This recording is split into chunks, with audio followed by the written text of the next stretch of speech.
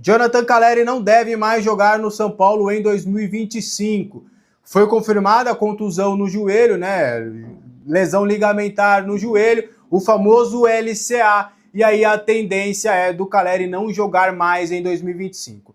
Num cenário até mais otimista, num cenário em que tudo pode dar certo para o centroavante, ele poderia retornar em 7 meses em novembro. Mas a expectativa, a média é de um tempo de recuperação de 9 meses e tem até um ano.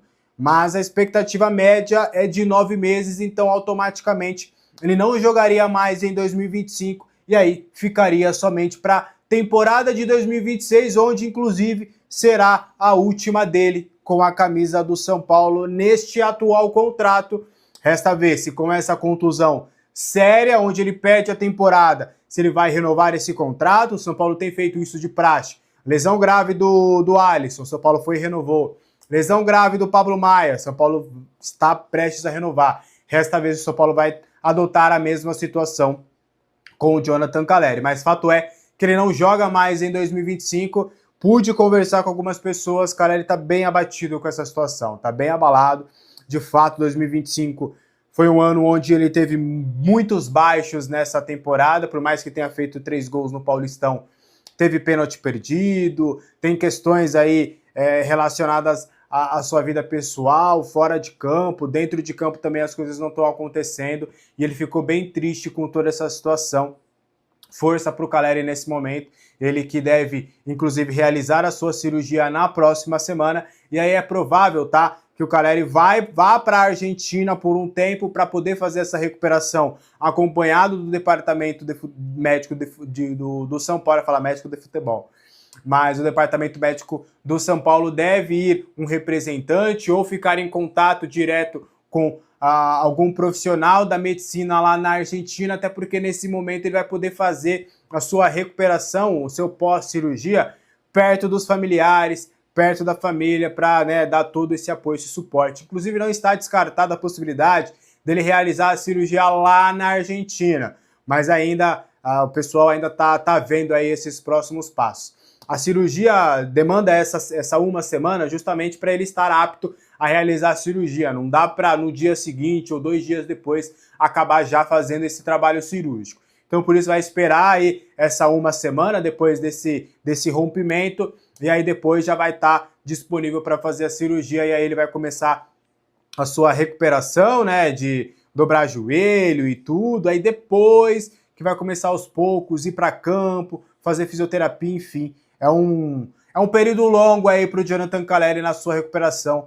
Torcer bastante que ele tenha uma plena recuperação e volte ainda melhor para 2026. Aproveitando essa situação do Calleri, o São Paulo já está se movimentando nos bastidores no mercado para buscar um substituto.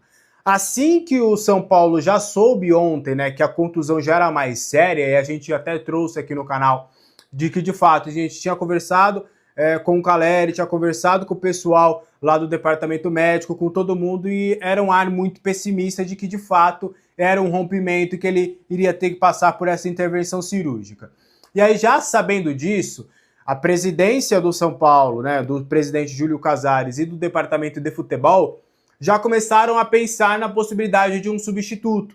E aí já entraram em contato com alguns empresários, já começaram a, né, fazer os contatos iniciais, inclusive informação dada em primeira mão lá pelo GE, e a gente conseguiu ir mais além na apuração. E o São Paulo está confabulando, está começando a entender cenários. Desde já é importante, eu conversei com uma pessoa do São Paulo e perguntei, a pergunta foi exatamente essa. Nessa busca por um substituto do Calleri, a Superbet pode ajudar financeiramente? Neste momento, não, foi a resposta que eu obtive. Lembra daquele papo da Superbet poder ajudar no reforço? Pelo menos, no que a gente conversou, neste momento, a Superbet não estaria nesse sentido. E aí a ideia do São Paulo seria contratar um Cédric Soares para o seu ataque. Em que sentido? Um jogador que fosse experiente, que tenha passagem pelo futebol internacional, que tenha uma rodagem europeia e que chegue numa condição que se encaixe dentro da realidade financeira do clube. Então seria um jogador que poderia chegar com um salário curto, só que até por ser centroavante, a depender de algumas metas em gols e tudo, ele vai começando a ganhar o salário melhorzinho. Então essa é a ideia do São Paulo neste momento. E aí a gente já conseguiu 4 nomes que a gente vai debater rapidinho. Primeiro nome, Diego Costa, ex-Grêmio, está livre no mercado, foi o nome sugerido. Mariano Dias, ex-Real Madrid, passagens também por outras equipes, é um nome que também foi sugerido. Esses 2 nomes, em primeiro momento, não empolgaram, mas foram nomes que já foram sugeridos ali. O São Paulo está evitando tomar qualquer... Não, vamos conversar, já vamos abrir negócio. Não, o São Paulo está tendo muita cautela, até porque esse jogador vai poder jogar somente lá no meio do ano ali, um pouquinho antes da pausa do Super Mundial de Clubes. Então, o São Paulo está tendo cautela. Um outro nome que é o Carlos Vinícius. Carlos Vinícius, o São Paulo, em toda a janela praticamente, ele dá uma consultada para saber os detalhes da situação do Carlos Vinícius. Passou por Fulham, Galatasaray, Benfica. É um jogador brasileiro que vai ficar livre no mercado aí no meio do ano. O outro nome é o Brenner, que internamente é um nome que agrada bastante, só que quando a gente leva essa pauta de uma possibilidade do Brenner voltar para o staff do Atlético, inclusive o Brenner é agenciado pelo Giuliano Bertolucci, que tem feito a intermediação do Marinakis, que é empresário do Oscar, do Cedric e tudo.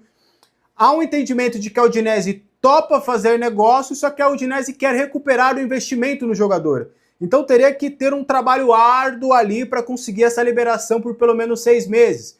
Então, em um primeiro momento, não é algo animador, não é algo que sustente de fato a possibilidade do Brenner ser contratado, porque aí demandaria também da Udinese pagar grande parte do salário do jogador. Então, acho que é muito difícil disso acabar acontecendo. Então, o Luiz Gustavo vai fazer mais alguns exames e algumas análises. O São Paulo tem na mente a contratação de mais um primeiro volante.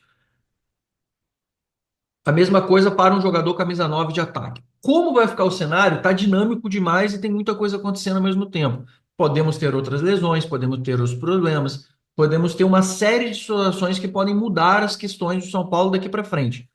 Pegando um outro gancho no outro assunto, o Igor Vinícius muito provavelmente não fica no São Paulo para 2026. Foi até uma informação que o cara do UOL falou, mas a gente já tinha comentado antes que o Igor Vinícius perdeu espaço e realmente perdeu confiança. E, inclusive, soube que o Igor Vinícius pode se tornar uma moeda de troca na janela do meio do ano, o que abriria flanco para uma possibilidade de mais oportunidades ao Mike, que é uma coisa que a gente vem pedindo.